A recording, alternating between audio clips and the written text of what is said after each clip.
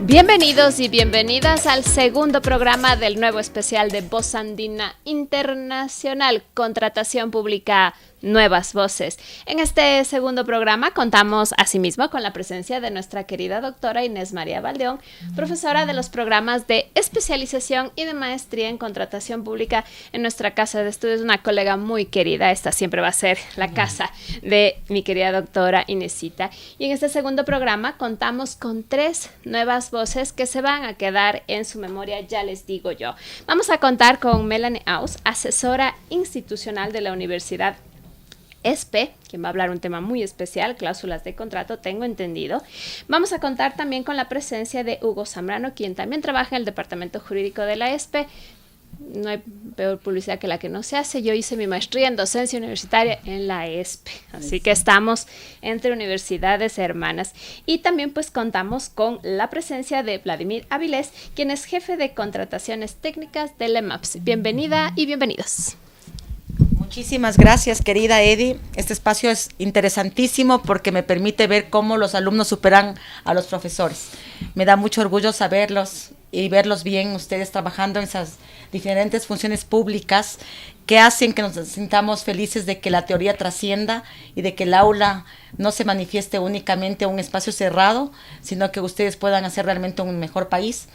Vamos a hablar en esos espacios de lo que son las reformas a la ley de contratación pública que se han publicado hace poquito y que nos generan un nuevo marco de acción, de entendimiento. Y también es interesante, que es lo que más me gusta a mí, conocer el tras cámaras de esos personajes técnicos, jurídicos, esas personas que hacen contrataciones públicas fuertes, pero también conocer la parte humana. Entonces, vamos a comenzar en primer lugar con que nos comenten ustedes esas reformas que se han introducido a la ley de contratación pública. Melanie, si comenzamos con las cláusulas incluidas en el contrato, ¿qué de reformas hay respecto al enclausulado de los contratos? Muchas gracias, doctora. Bueno, primero, gracias por el espacio y también por la oportunidad. En este día quiero comentarles un poquito sobre la reforma al reglamento, a la ley de contratación pública, exactamente el artículo 5 y el numeral 30, que está reformando el artículo 71 de la nueva ley. Y prácticamente lo que la nueva normativa establece son 6 acápites de lo que debemos prácticamente tener dentro de un contrato como cláusulas. Y lo que llama la atención mucho es que también en caso de que exista el incumplimiento de incorporar estas cláusulas, existe también una causal de terminación del contrato. Vamos en relación a la primera, que son las multas, haciendo un tema de una comparación con lo que estaba en la ley reformada. Existe una semejanza y es que en ambas versiones se habla sobre el tema de las multas. Sin embargo, dentro de la nueva ley se está estableciendo de manera más detallada la imposición de las multas, el principio de proporcionalidad y también el debido proceso. También se refiere a que el coeficiente de la multa y el procedimiento bajo el cual se van a imponer las multas estará lo determinado en el reglamento. Hay que reconocer también que en la disposición transitoria se establece un plazo de 45 días que debe estar listo este reglamento, entonces tendremos que esperar a ver qué nos señala el mismo. Se agrega también un pronunciamiento de la Procuraduría General del Estado, el cual hace referencia a que la imposición de las multas debe ser oportuna y debe seguir un debido proceso. En caso de formularse de forma paralela a lo que es la terminación unilateral, estas prácticamente estarían ilegales. Se reconoce el derecho a la impugnación y también se establece como norma supletoria lo que señala el Código Orgánico Administrativo. También se incluye lo que es la cláusula de garantías y también se pone lo mismo que está en la nueva ley de que se determinará el plazo en el cual se deba pagar el anticipo. Ahora bien, existe un tema de que se incluye y tiene que ver con la integridad pública, sobre todo estas cláusulas que va a tener que emitir la entidad encargada de la política de integridad pública para que podamos incluirlos como entidades públicas dentro de los contratos, respecto justamente a estos principios que debe cumplir el contratista de integridad pública y de no estar inmerso en prácticas y en conductas ilícitas. Se incluye de manera taxativa lo que es administración del contrato. En la fiscalización se agrega la inmediata sustitución del fiscalizador en caso de que exista un tema de incumplimiento.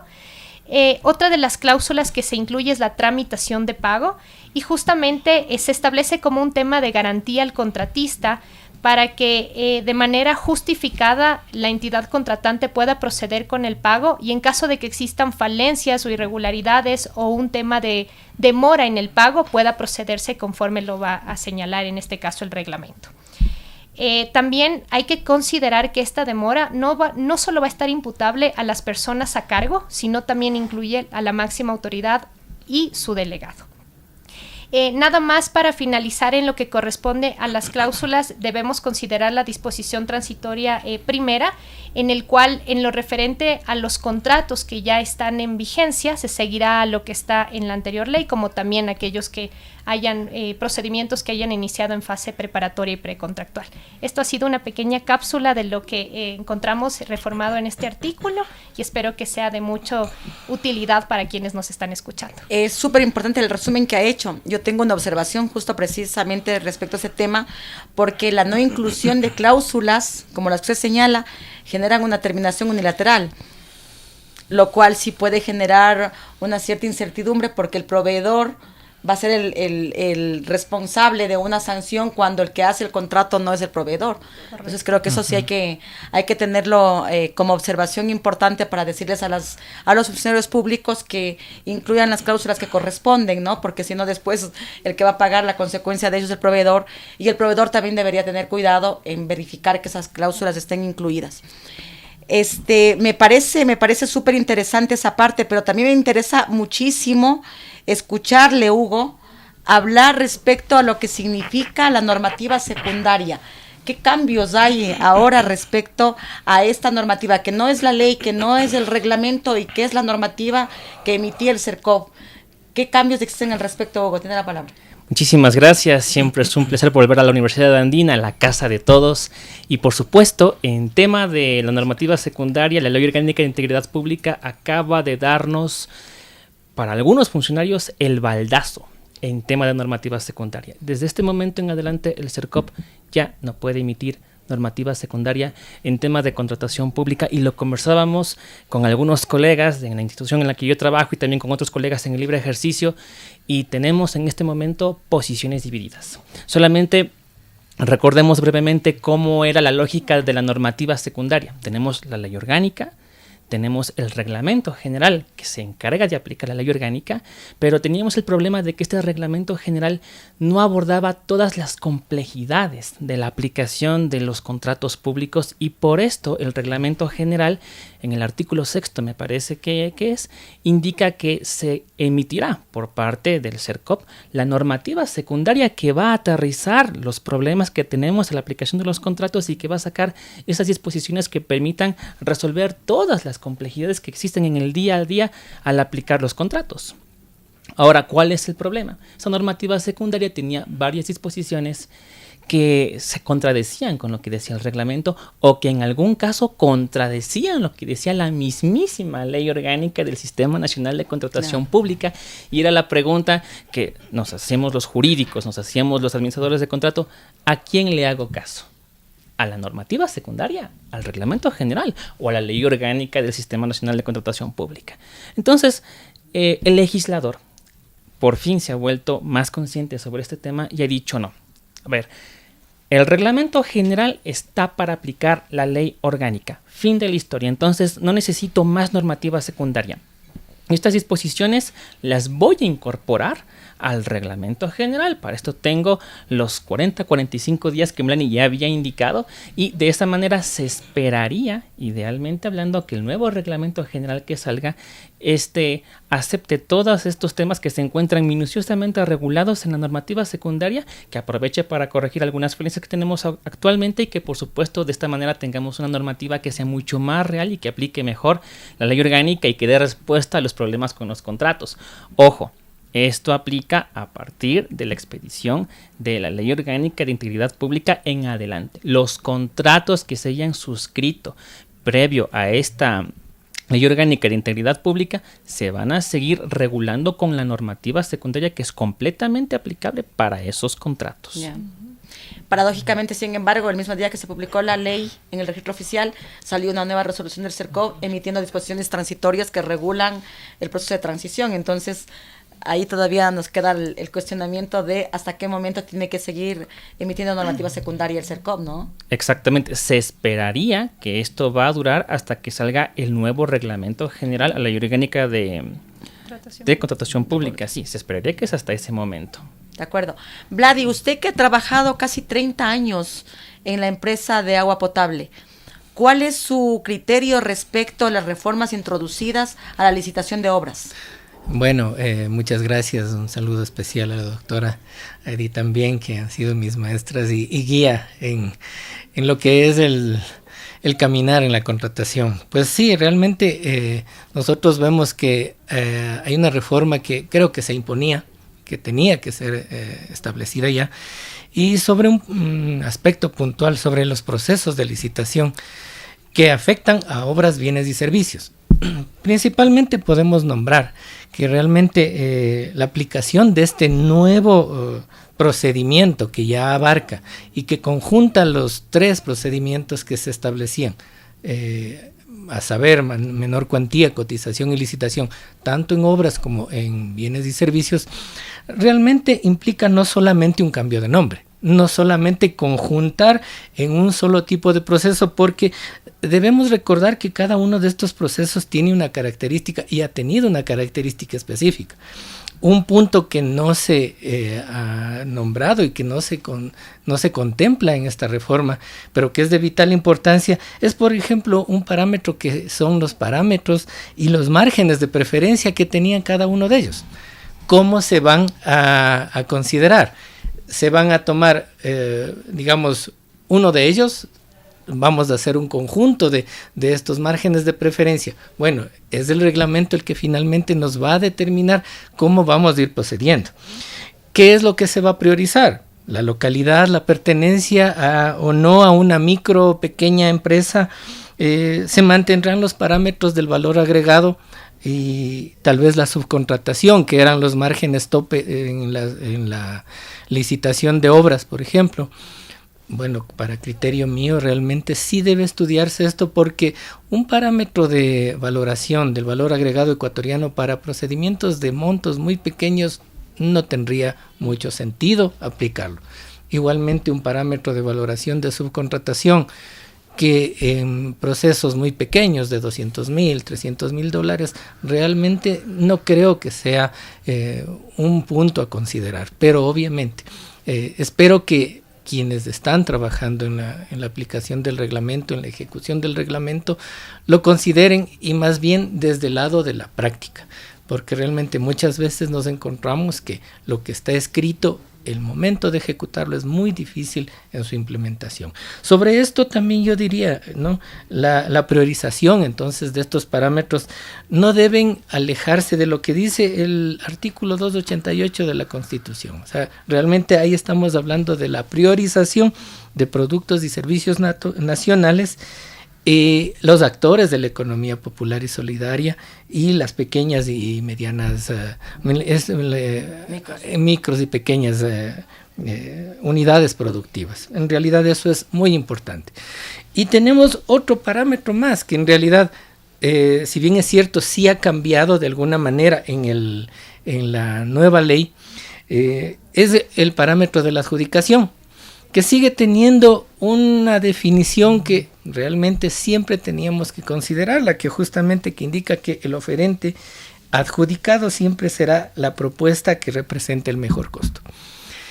Ese es un parámetro que nosotros siempre lo hemos discutido, lo hemos buscado cómo aplicarlo en la ley que este rato está siendo reformada. Teníamos 3 parámetros respecto a esto, respecto a un mejor costo en bienes, mejor costo en obras y mejor costo en consultoría. Particularmente en lo que corresponde al menor costo en obras, se anotaba que justamente no necesariamente el precio tenía que ser el precio más bajo el que determinara la adjudicación. Debían establecerse las condiciones presentes y futuras en la cuestión financiera, técnica, etcétera. Y yo creo que eso sí debería ser considerado totalmente. Vamos a ver qué pasa. La definición dice que se va a dar ya en el reglamento y ojalá que lo tengamos un poquito más centrado, un poquito mejor orientado para que no sea un punto muy conflictivo el momento en que las entidades tengan que adjudicar sus contratos. Entonces, yo esperaría que el reglamento nos aclare muchos de estos parámetros.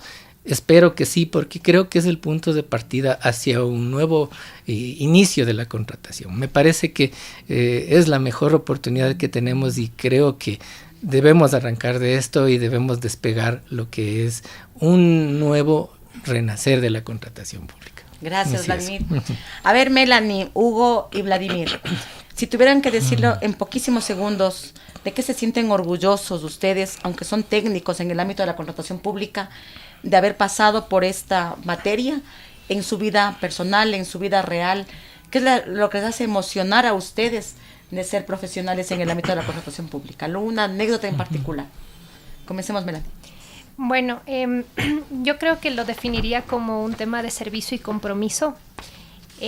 No solo en este caso para la entidad pública que en ese momento estemos laborando, sino es un tema también de velar porque los recursos públicos se hagan o se utilicen en el sentido que existe la necesidad.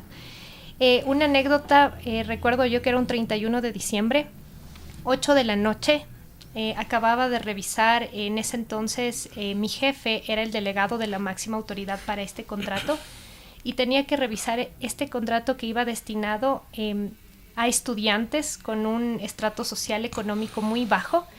Y era necesario porque aparte de que era cierre de año, queríamos dejar comprometidos los recursos también y que se pueda ejecutar en beneficio de los estudiantes.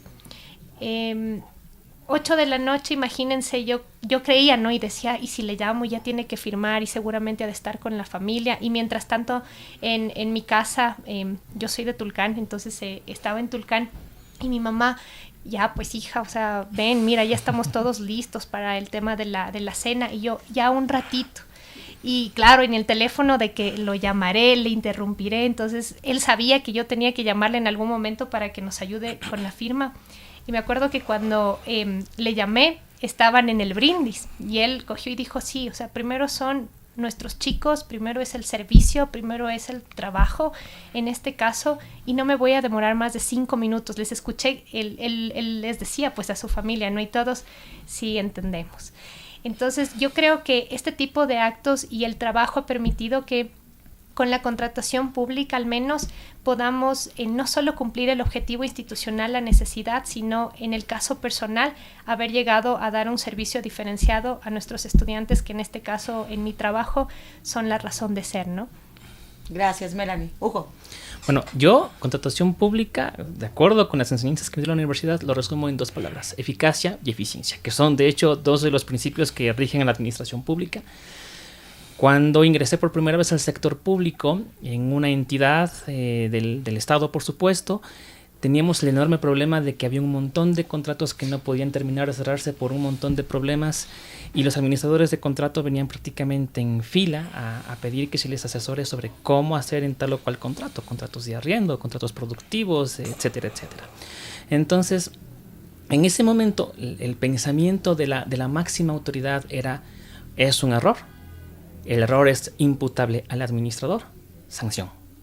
Y el contrato, no sé qué haremos con el contrato, pero es un error, es imputable al administrador, sanción. Entonces, la tarea en ese momento era tratar de cambiar el chip y decir, sí, puede que haya errores, pero también tiene que haber soluciones. Y la contratación pública tiene que estar regulada desde ese punto de vista, no en buscar culpables, sino en buscar soluciones. Bueno, poco a poco ha ido cambiando el pensamiento de la entidad de ese momento, en el sentido de que los errores pueden haberlos, pero en la misma ley se encuentran las armas, las estrategias que uno puede seguir para solventar los errores y hacer lo que decía Melanie, al final, el servicio que brindamos a la colectividad. Gracias, Hugo. Vladimir, cierre usted, por favor. Bueno, realmente creo que lo que nos motiva siempre es la vocación de servicio, más aún estando en una entidad en la que provee servicios básicos a la comunidad. Realmente yo recuerdo mucho cómo eran los procedimientos hace muchos años, incluso antes de la expedición de la ley en el año 2008, en la que realmente teníamos que preparar documentación de manera física. Recuerdo la cantidad de copias que teníamos que generar, tanto en tamaño pequeño, en planos, el proceso de doblar esos planos y crear carpetas para que eso esté listo el momento en que ya se publiquen los procesos. Realmente era un trabajo muy arduo, un trabajo de equipo, todos participaban, ayudaban en imprimir las etiquetas para cada proceso. Recuerdo que teníamos fechas específicas para publicar, que eran emblemáticas: 24 de mayo, 10 de agosto, 6 de diciembre, eran nuestras fechas fijas, y para ese momento tenían que estar los documentos listos. Recuerdo los corredores llenos de planos para irlos clasificando, armar carpetas y realmente tener un almacencito por ahí que era el proveedor de esos proyectos. Ese es el mejor recuerdo que tengo, porque desde ese tiempo acá hemos cambiado. Ya cuando se implementó la entrega de los documentos en un CD, en un medio magnético, para que ya no tengamos que hacer este trabajo físico, y el llegar a la actualidad, en la que obviamente ya esa documentación llega por otros medios. Yo creo que en realidad eso ha sido lo que me ha llenado a mí, y lo que me motivó incluso a llegar acá a la universidad, para aprender, conjuntar ese trabajo técnico de formación que yo lo tengo con lo que es la técnica, la academia justamente, y volverme un poco abogado también, y poder conjuntar esto. Creo que es lo mejor y la mejor experiencia que uno puede tener. Gracias. Gracias. Muchísimas gracias a nuestros invitados de este segundo programa de nuestro nuevo especial de contratación pública, Nuevas Voces. Ha sido para mí muy grato escucharles. Hemos hablado de temas muy importantes. No crean, yo estoy dentro de ese segmento de la división totalmente de acuerdo en que no se deba emitir normativa secundaria, pero obviamente no podemos omitir que básicamente se le está prohibiendo a una entidad pública especializada ejercer una potestad legítima, que es la normativa, ¿no? Entonces hay que tener muy en cuenta eso.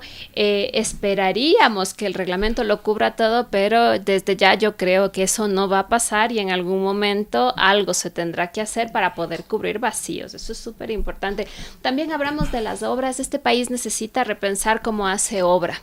Una de las cosas que yo siempre converso con estudiantes de otros programas, no solo de contratación pública, y es que se asume siempre que en la obra pública hay corrupción y hay sobreprecio. Entonces se necesita no solamente revisar procesos, revisar características, criterios, sino que además se necesita trabajar en temas anticorrupción, y sobre todo que la ciudadanía sienta ese beneficio de que pago tributos, pago mis tasas, pago mis contribuciones, y por lo tanto mi cantón está haciendo obra, y es una obra legítima. Así que hay mucho por debatir. Muchas gracias por acompañarnos. Estamos precisamente, si alguien quiere convertirse en una nueva voz de la contratación pública, estamos en postulaciones en la universidad. Está nuestra especialización, que es el programa más cotizado, déjenme decirle, de todo el país. Estamos hasta el 11 de junio con las postulaciones abiertas, y quienes ya hayan hecho especialización, pues aquí les damos la bienvenida en la maestría. No dejen de seguirnos en Voz Andina Internacional.